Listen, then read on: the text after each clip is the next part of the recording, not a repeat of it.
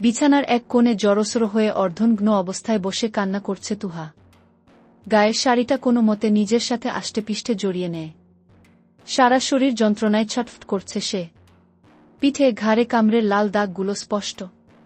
কেউ নিজের সবটুকু রাগ তার উপরে তুলেছে দেখেই বোঝা যাচ্ছে। প্রিয় বন্ধুরা, পুরো গল্পটি খুব মনোযোগ সহকারে শুনবেন, তবে গল্পটি শুরু করার পূর্বে আপনাদের নিকট আমার একটি ছোট অনুরোধ। বন্ধুরা, আমার চ্যানেলটি সাবস্ক্রাইব করে আমাদের সাথেই থাকুন। নতুন নতুন ভিডিও পেতে বেল বাটনটি ক্লিক করুন। এরকম মজাদার গল্প শুনতে কমেন্ট করুন এবং শেয়ার করে বন্ধুদেরকে শোনানোর সুযোগ করে দেন। ধন্যবাদ। চলুন এবার গল্পটি শুরু করা যাক। তুহার অপর পাশে শুয়ে আছে তার সদ্য বিবাহিত স্বামী শৈবাল। ফর্সা পিঠে নখের দাগ। তুহা একবার নিজের হাতের দিকে তাকায়। হাতের নখগুলো বেশ বড় হয়েছে।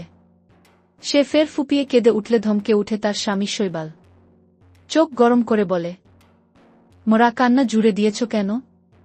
বিয়ে করার খুব শখ, তাই না? এখন প্রতিদিন এই অত্যাচারের জন্য রেডি থাকো। নাটক না করে চুপচাপ শুয়ে পড়ো। তুহা শৈবালের কথা অগ্রাহ্য করে উঠতে নিলে তার ডান হাতের কবজি চেপে ধরে শৈবাল। ঘুম ঘুম চোখে টেনে তুহাকে তার পাশে শুইয়ে দেয়। তুহা ছটফট করলে তাকে শক্ত করে চেপে ধরে তার উন্মুক্ত বক্ষে মাথা রেখে চোখ বন্ধ করে।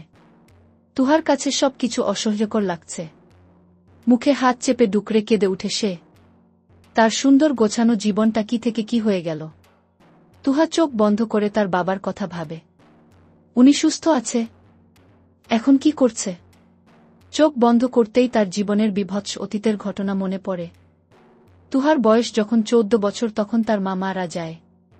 তার বাবা নুরুল পাটোয়ারি মেয়ের সুখের কথা চিন্তা করে দ্বিতীয়বার আর বিয়ে করেনি।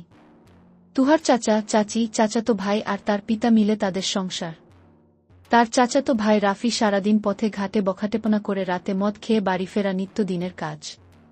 সেই ছেলের জন্য যখন তুহার চাচি নুরুল পাটোয়ারির নিকট তুহাকে চায় তখনই তিনি সাথে সাথে নাচক করে দেয়। কিন্তু তার চাচি না শব্দটা মানতে নারাজ। তিনি তুহাকে রাফির সাথে বিয়ে দেওয়ার জন্য উঠে পড়ে লেগেছে। ফলস্বরূপ তার পিতা একদিনের মাথায় তুহার মামাতো ভাই শৈবালের সাথে তার বিয়ে দিয়ে দেয় কোনো আয়োজন ছাড়াই।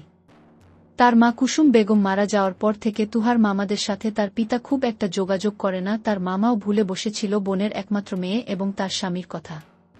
শৈবালের মা তার জন্য পাত্রীর খোঁজ করলে তুহার কথা জানায় তাদের বাড়ির পাশের একজন। দেখতে গিয়ে জানতে পাশে তার একমাত্র নন্দিনীর মেয়ে তুহা। তৎক্ষণাৎ তারা বিয়েতে রাজি হয়ে গেলে নুরুল পাটোয়ারি ও আর নাচক করে না। তুহাও বাবার অনুরোধের কাছে হয় পরাজয়। কিন্তু বেঁকে বসে শৈবাল, সে কিছুতেই এখন বিয়ে করতে রাজি নয়। তার মা আফসানা বেগম কান্নাকাটি করে সুইসাইডের ভয় দেখিয়ে ছেলেকে রাজি করায়। বিয়েতে রাজি হলেও মনে মনে সাংঘাতিক রেগে যায় সে, যার ফলে সমস্ত রাগ গিয়ে রাতে পড়ে তুহার উপরে। সবকিছু ভেবে দীর্ঘশ্বাস ফেলে সে। তার সাথে কোনো অন্যায় সে কখনো মেনে নিবে না। এক পলক শৈবালের দিকে তাকিয়ে ঘৃণায় মুখ ফেরিয়ে নেয়।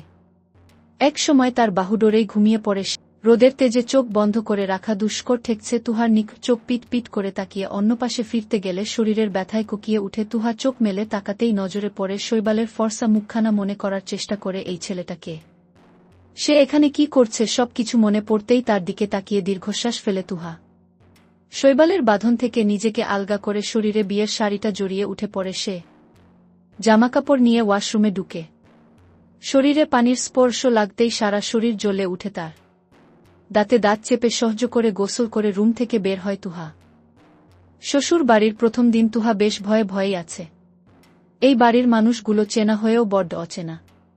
মানুষগুলো কেমন হবে, কিভাবে তাকে নিবে সেই চিন্তায় সে অস্থির। তুহা আস্তে আস্তে ড্রয়িং রুমে আসে।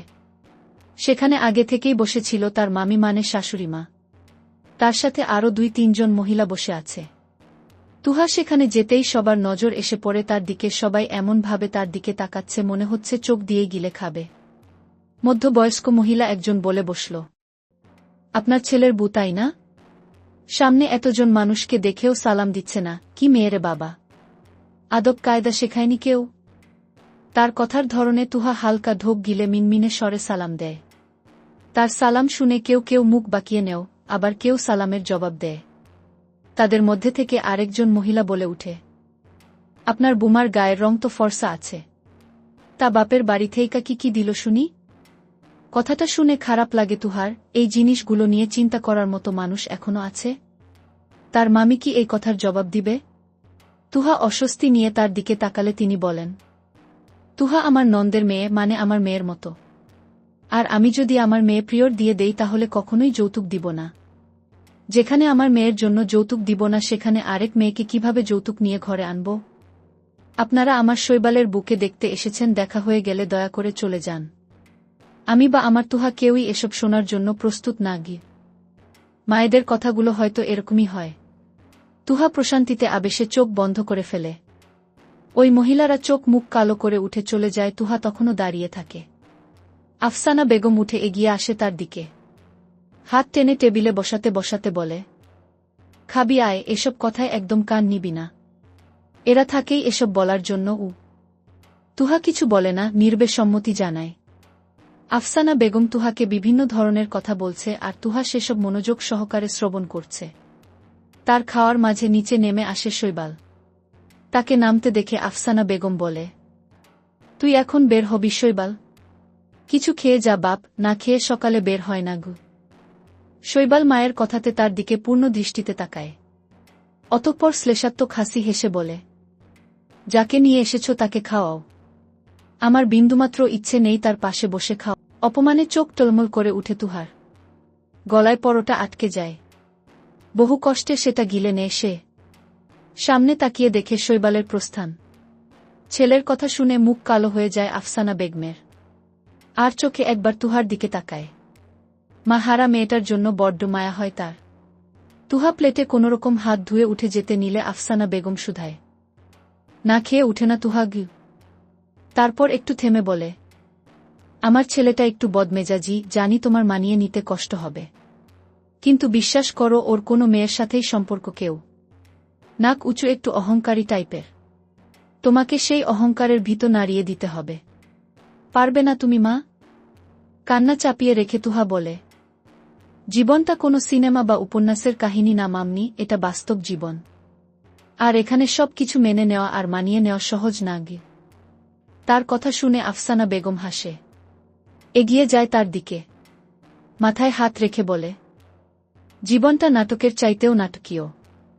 চেষ্টা করলেই সব সম্ভব। আর আমি জানি তুমি পারবে গু। তুহা পরাজিত সৈনিকের মতো মাথা নেড়ে বলে, আমি পারব না, আমি সত্যিই পারব না তোমার ছেলের সাথে মানিয়ে নিতে। আমি পড়ালেখা করতে চাই মামনি।